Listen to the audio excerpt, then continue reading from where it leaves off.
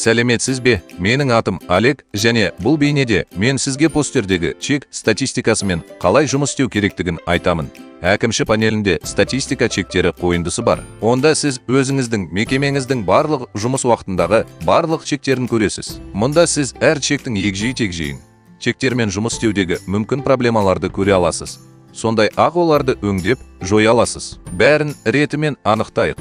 Әдепкі бойынша, сіз бүгінгі чектерді көресіз. Басқа кезеңдегі чектерді көру үшін, оны күнтізбеден таңдаңыз. Егер сіздің орныңыз соңғы тұтынушыға дейін ашық болса, немесе түн ортасынан кейін жабылса, ауысымның аяқталу уақытын реттеңіз. Жалпы параметрлер қойындысындағы ауысымның аяқталу уақыты өрісіндегі ашылмалы тізімнен орын жұмыс істейтін уақытты таңдаңыз.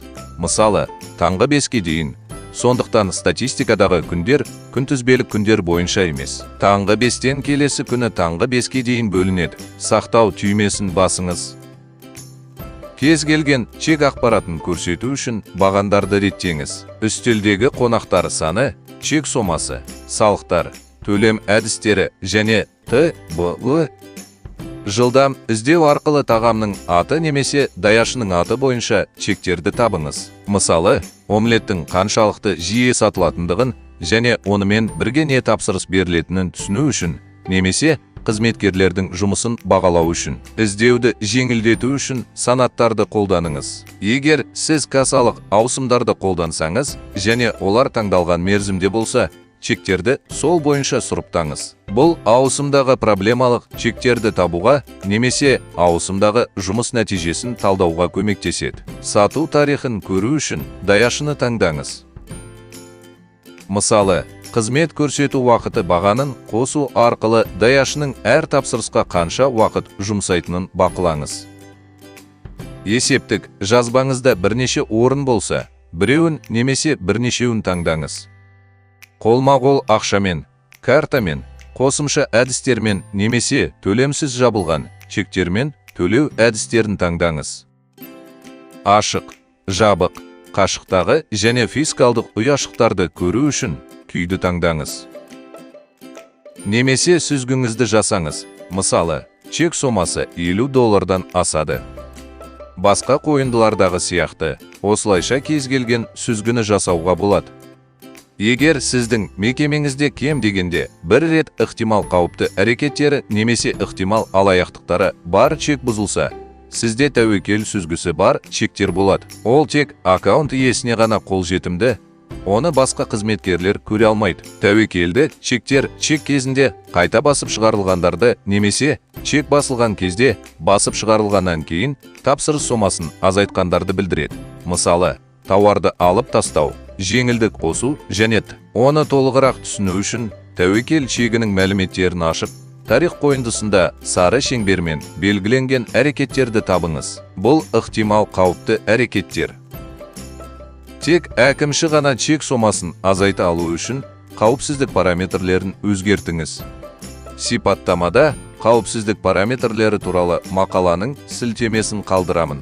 Тәуекел чектерінен бөлек, егжей-тегжейлер әрбір тапсырыстың шот фактурасын, жеңілдіктер мен салықтар туралы толық ақпаратпен, ашылғаннан жабылғанға дейінгі барлық чек әрекеттерінің тарихымен көруге көмектеседі. Және осы чек бойынша жасалған барлық қойма ингредиенттерінің есептен шығарылуы. Егер сіз фискалдық чектермен жұмыс істеп жатсаңыз, түсті индикатор арқылы фискализация бағанына қол жеткізе аласыз. Ол арқылы жасыл түсті чектерді, яғни басып шығарылған фискалдық чектерді, қызыл түсті басып шығарылмаған фискалдық тауар ұяшықтарын қадағалаңыз. Тіркеушіде фискалдық чек қайтарылған сары түсті және фискалдық тауарлары жоқ сұр түсті. Қазірдің өзінде жабылған чектерде төлем әдісін өңдеу үшін қажетті чекке қарама-қарсы 3 нүктені басып, өңдеу пәрменін таңдаңыз. Осы терезеде тапсырыстарыңыздың сомасын басқа төлем әдісіне ауыстырыңыз, немесе сол соманы бірнеше әдістерге бөліңіз. Бұл, мысалы, чек үшін дұрыс емес төлем әдісі таңдалған жағдайларда қажет. Фискалдық тауарлары бар чектерде төлем әдісін өңдеу мүмкін емес. Фискалдық қайтаруды жасаңыз. Чекті әкімші панелінен жойыңыз және оны дұрыс төлем әдісімен қайта іске қосыңыз. Фискалдық емес чекті жою үшін 3 нүктені басып жойыңыз. жойылған чек статистикада қалады. Бірақ ол қызыл түспен көрсетіледі. Ол кіріске есептелмейді және сатылған тауарлар мен ингредиенттер қоймаға қайтарылады.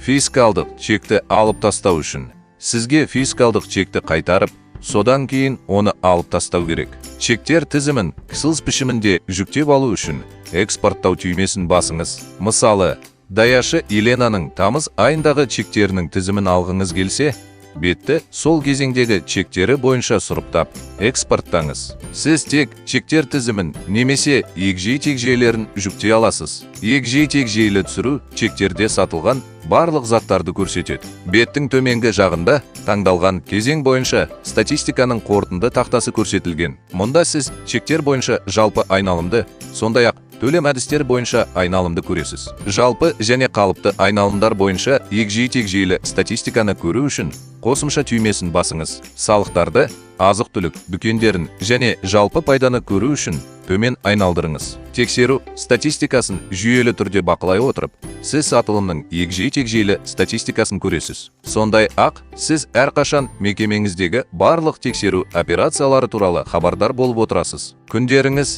сәтті өтсін және сатылымдар керемет өтсін.